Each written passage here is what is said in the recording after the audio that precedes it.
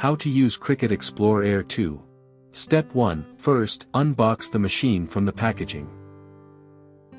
Step 2. Unwrap the machine. Step 3. Press the Open button to open the machine and remove the styrofoam from the adaptive tool system. Step 4. Open the web browser and download Cricut Design Space following the on-screen instructions. Step 5. Next, set up the machine if you haven't done it yet. Step 6. Connect the machine to the power outlet and to the computer.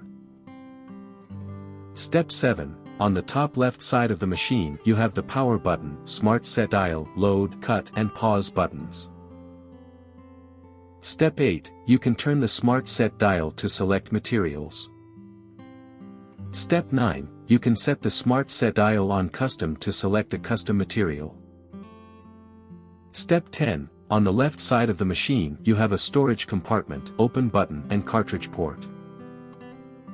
For more such help and information, visit us at www.manimaker.com or call us at +1 786 866 5932 +44 020 3983 0480.